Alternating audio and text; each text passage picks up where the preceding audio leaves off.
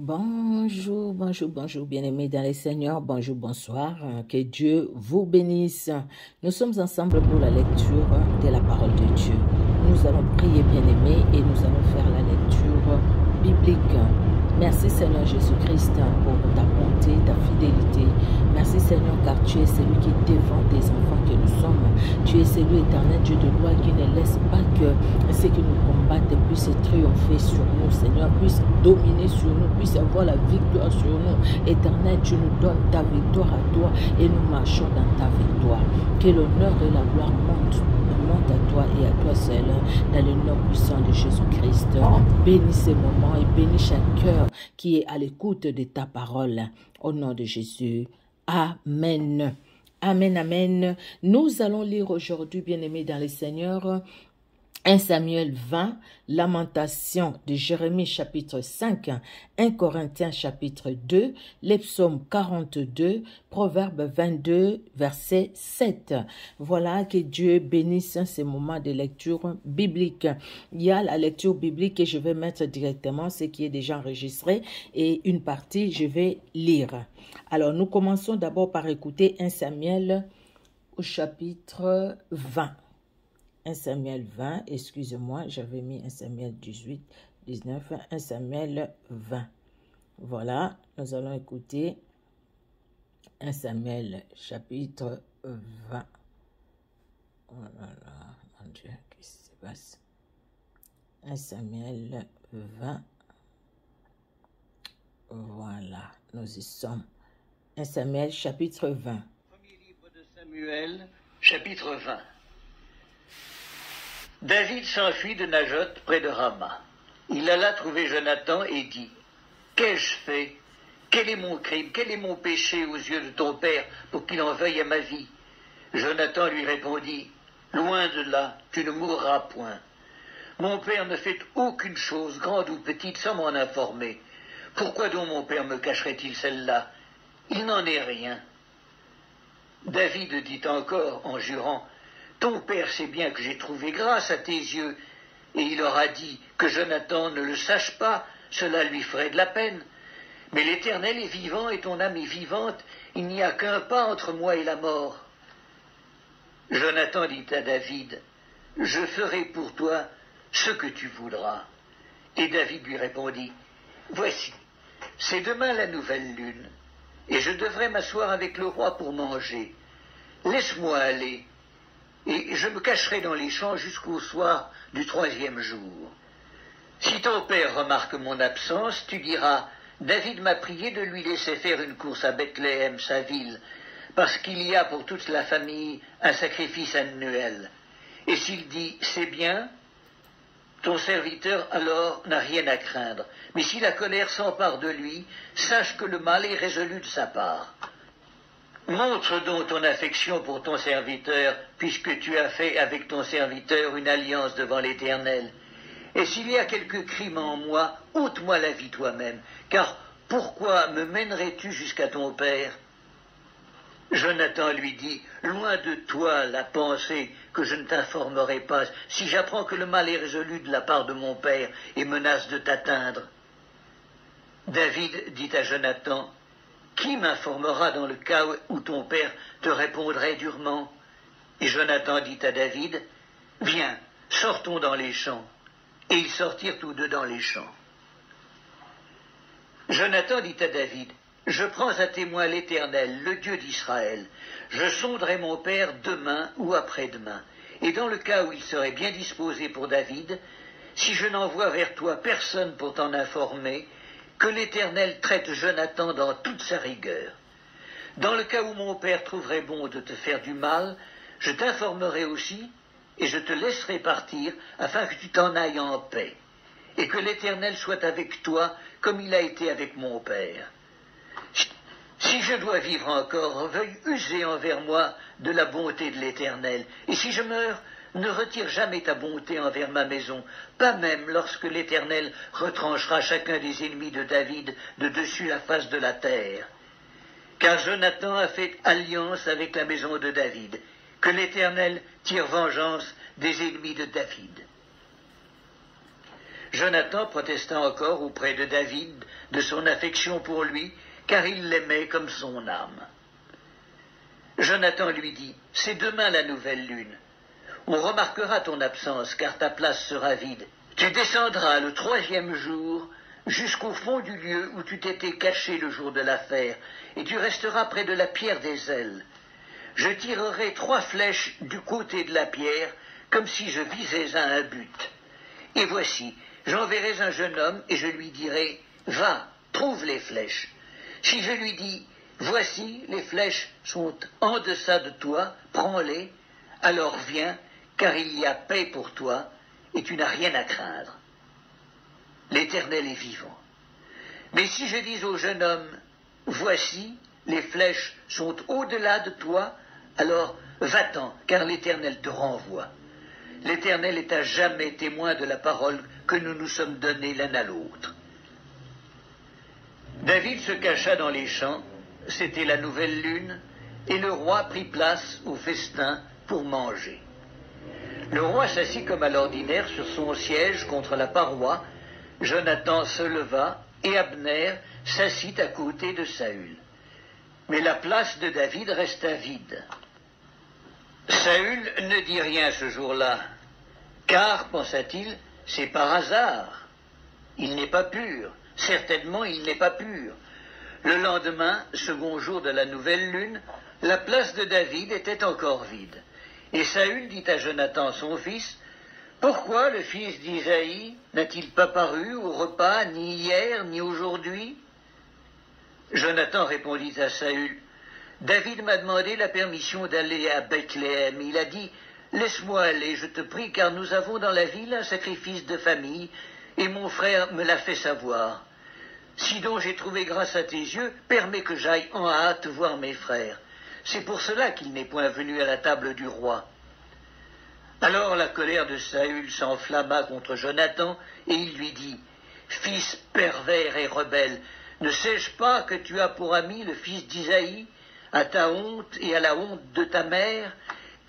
Car aussi longtemps que le fils d'Isaïe sera vivant sur la terre, il n'y aura point de sécurité, ni pour toi, ni pour ta royauté. Et maintenant envoie-le chercher, et qu'on me l'amène, car il est digne de mort. » Jonathan répondit à Saül son père, et lui dit, « Pourquoi le ferait-on mourir?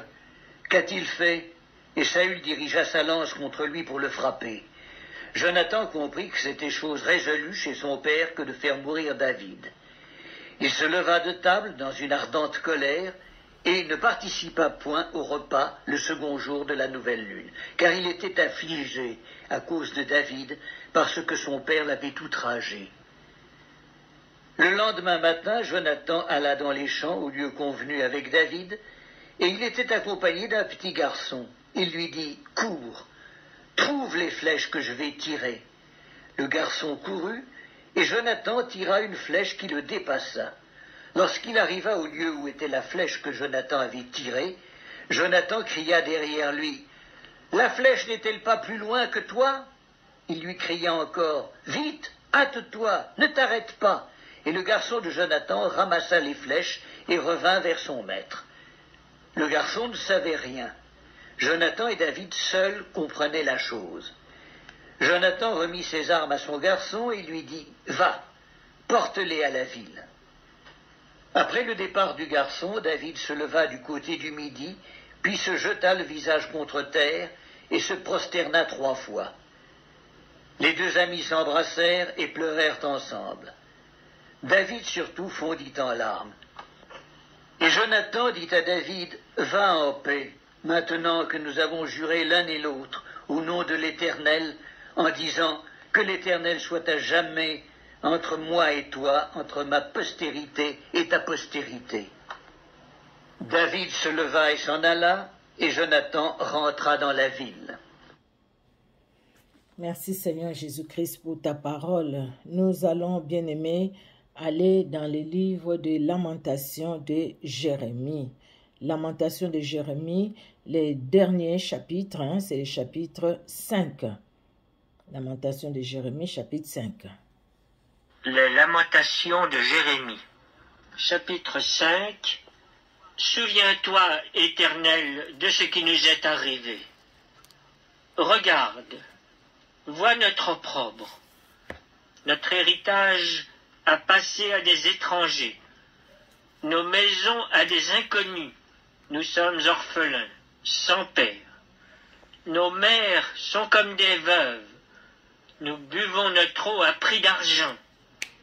Nous payons notre bois. Nous sommes poursuivis, le joug sur le cou. Nous sommes épuisés, nous n'avons point de repos. Nous avons tendu la main vers l'Égypte, vers la Syrie, pour nous rassasier de pain. Nos pères ont péché, ils ne sont plus, et c'est nous qui portons la peine de leurs iniquités. Des esclaves dominent sur nous, et personne ne nous délivre de leurs mains. Nous cherchons notre pain au péril de notre vie devant l'épée du désert. Notre peau est brûlante comme un four par l'ardeur de la faim. Ils ont déshonoré les femmes dans Sion, les vierges dans les villes de Juda. Des chefs ont été pendus par leurs mains. La personne des vieillards n'a pas été respectée. Les jeunes hommes ont porté la meule. Les enfants chancelaient sous des fardeaux de bois. Les vieillards ne vont plus à la porte. Les jeunes hommes ont cessé leur chant. La joie a disparu de nos cœurs, le deuil a remplacé nos danses. La couronne de notre tête est tombée. Malheur à nous, parce que nous avons péché. Si notre cœur est souffrant, si nos yeux sont obscurcis, c'est que la montagne de Sion est ravagée, c'est que les renards s'y promènent. Toi, Éternel, tu règnes à jamais. Ton trône subsiste de génération en génération. Pourquoi nous oublierais-tu pour toujours? Nous abandonnerais-tu pour de longues années? Fais-nous revenir vers toi, ô Éternel, et nous reviendrons. Donne-nous encore des jours comme ceux d'autrefois. Nous aurais-tu entièrement rejetés, et t'irriterais-tu contre nous jusqu'à l'excès? Merci Seigneur Jésus-Christ pour ta parole qui est la vérité. Alléluia. Nous allons aller dans le livre de 1 Corinthiens au chapitre 2. Alors, nous sommes dans le Nouveau Testament, 1 Corinthiens chapitre 2. Nous écoutons la parole de Dieu, nous avons nos Bibles ouvertes et nous plongeons nos regards dans la parole de Dieu. Nous lisons ensemble, écoutons la parole de Dieu pendant que nous la lisons. Première épître de Paul aux Corinthiens, chapitre 2. Pour moi, frères, lorsque je suis allé chez vous, ce n'est pas avec une supériorité de langage ou de sagesse que je suis allé vous annoncer le témoignage de Dieu. Car je n'ai pas eu la pensée de savoir parmi vous autre chose que Jésus-Christ et Jésus-Christ crucifié. Moi-même, j'étais auprès de vous dans un état de faiblesse, de crainte et de grand tremblement. Et ma parole et ma prédication ne reposaient pas sur les discours persuasifs de la sagesse, mais sur une démonstration d'esprit et de puissance, afin que votre foi fût fondée, non sur la sagesse des hommes, mais sur la puissance de Dieu. Cependant, c'est une sagesse que nous prêchons parmi les parfaits, sagesse qui n'est pas de ce siècle, ni des chefs de ce siècle, qui vont être anéantis. Nous prêchons la sagesse de Dieu, mystérieuse et cachée, que Dieu, avant les siècles, avait destinée pour notre gloire. Sagesse qu'aucun des chefs de ce siècle n'a connue, car, s'ils l'eussent connue, ils n'auraient pas crucifié le Seigneur de gloire. Mais, comme il est écrit, ce sont des choses que l'œil n'a point vues, que l'oreille n'a point entendues, et qui ne sont point montées au cœur de l'homme, des choses que Dieu a préparées pour ceux qui l'aiment. Dieu nous les a révélées par l'Esprit, car l'Esprit sonde tout, même les profondeurs de Dieu. Lequel des hommes, en effet, connaît les choses de l'homme, si ce n'est l'Esprit de l'homme qui est en lui? De même, Personne ne connaît les choses de Dieu, si ce n'est l'Esprit de Dieu. Or, nous n'avons pas reçu l'Esprit du monde, mais l'Esprit qui vient de Dieu, afin que nous connaissions les choses que Dieu nous a données par sa grâce. Et nous en parlons non avec des discours qu'enseigne la sagesse humaine, mais avec ceux qu'enseigne l'Esprit, employant un langage spirituel pour les choses spirituelles. Mais l'homme animal ne reçoit pas les choses de l'Esprit de Dieu, car elles sont une folie pour lui. Et il ne peut les connaître parce que c'est spirituellement qu'on en juge. L'homme spirituel, au contraire, juge de tout, et il n'est lui-même jugé par personne, car qui a connu la pensée du Seigneur pour l'instruire? Or nous avons la pensée de Christ. Alléluia. Premier épître. Alléluia. Nous allons, nous passons au psaume, les psaumes, chapitre 42. Alors, psaume 42, nous allons lire, bien-aimés, au chef des chantres, cantique de fils de Corée. Comme une biche soupire comme une biche, excusez-moi, soupire après des courants d'eau, ainsi mon âme soupire après toi, ô Dieu. Mon âme a soif de Dieu, du Dieu vivant. Quand irai-je et paraîtrai-je devant la face de Dieu? Mes larmes sont ma nourriture, jour et nuit, pendant qu'on me dit sans cesse, où est ton Dieu? Je me rappelle avec effusion de cœur quand je marchais entouré de la foule et que je m'avançais à sa tête vers la maison de Dieu, au milieu de cris de joie et des actions de grâce d'une multitude en fête. Pourquoi t'as battu mon âme et gémis-tu au-dedans de moi? Espère en Dieu, car je le louerai encore. Il est mon salut et mon Dieu. Mon âme est abattue au-dedans de moi. Aussi c'est à toi que je pense depuis le pays du Jourdain, depuis l'Hermon, depuis la montagne de Mitséer. Un flot appelle un autre flot au bruit de tes ondées. Toutes les vagues et tous tes flots passent sur moi. Les jours, l'Éternel m'accordait sa grâce. La nuit, je chantais ses louanges. J'adressais une prière au Dieu de ma vie. J'ai dit à Dieu, mon rocher, pourquoi m'oublies-tu? Pourquoi dois-je marcher dans la tristesse, sous l'oppression de l'ennemi? Mes os se brisent quand mes persécuteurs m'outragent, en me disant sans cesse, où est ton Dieu? Pourquoi t'as battu mon âme et gémis-tu au-dedans de moi? Espère en Dieu, car je le louerai encore. Il est mon salut et mon Dieu. Alléluia. Il est mon salut et mon Dieu. Espère en l'Éternel, je le louerai encore, même si la situation est difficile, même si je traverse la vallée de l'ombre de la mort, même si mes ennemis m'entourent, même si je sens des flèches partout, même si mon nom est devenu le pain ou les cacahuètes de certain nombre de personnes, mais mon âme espère à l'Éternel et je le louerai toujours. Mon âme espère à l'Éternel, car Dieu est Dieu, Dieu est grand. Espère en l'Éternel, notre Dieu. Mon âme espère en l'Éternel. Pourquoi t'as battu mon âme et gémis-tu au-dedans de moi?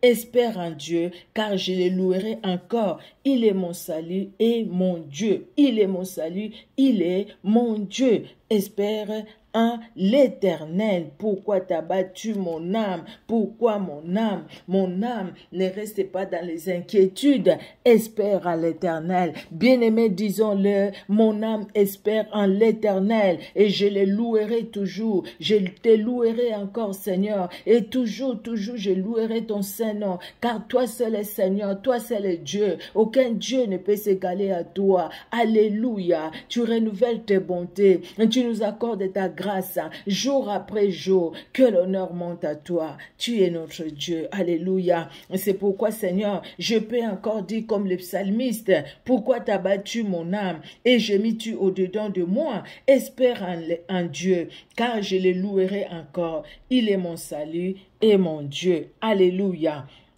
Merci Seigneur Jésus-Christ. Merci le roi des gloires. Tu es Dieu. Seigneur, mon âme a soif de Dieu, mon âme a soif de toi, du Dieu vivant. Jésus-Christ, tu es Seigneur. Alléluia. Comme une biche soupire après les courants d'eau, ainsi mon âme soupire après toi, ô Dieu. Mon âme a soif de te connaître. Mon âme a soif, Seigneur, de chercher ta face. Nous allons finir, bien-aimés, par le livre des Proverbes, chapitre 22, le verset 7. Les riches dominent sur les pauvres, et celui qui emprunte est l'esclave de celui qui prête. Voilà, les riches dominent sur les pauvres parce que les pauvres n'ont rien.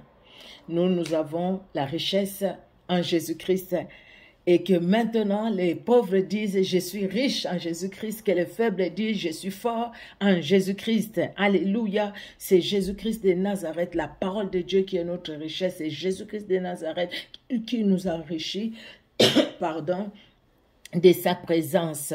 Que Dieu vous bénisse, bien-aimés dans le Seigneur. Notre Dieu est bon, il est merveilleux, il est celui qui garde et qui protège. Si Dieu t'a choisi, il t'a choisi. Les complots contre toi, ça se fera les matins, à midi, les soirs. Mais Dieu te protégera toujours. Dieu nous protégera toujours. Regardons comment Dieu a gardé, protégé David. Pendant que Saül avait tout pour le tuer, mais Dieu l'a toujours gardé. Parce que Dieu avait déjà mis son onction dans David et que David devrait accomplir la mission pour laquelle Dieu l'avait oint. Et cette mission-là n'étant pas encore accomplie, Saül n'avait pas à tuer David. Parce que c'est le plan de Dieu qui s'accomplit dans chaque vie, bien-aimée, dans ta vie comme dans ma vie aussi. Vraiment que Dieu nous bénisse et que Dieu bénisse chaque membre aussi de nos familles. Soyez bénis, vous qui suivez sur Facebook, soyez bénis aussi, vous qui suivez sur YouTube.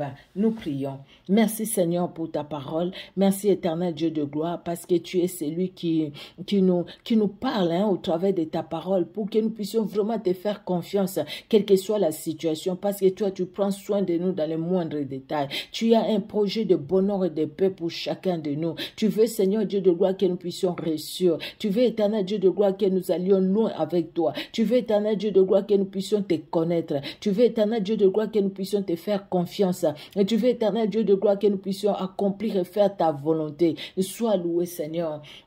Parce que par le Saint-Esprit, tu nous aides, éternel. Au nom de Jésus-Christ, nous t'avons prié. Merci de bénir, Seigneur, chaque cœur qui sera en contact de cette parole, éternel Dieu de gloire. Bénis la famille de tout un chacun aussi. Sur Facebook, sur YouTube, bénis, éternel Dieu de gloire. Au nom de Jésus-Christ.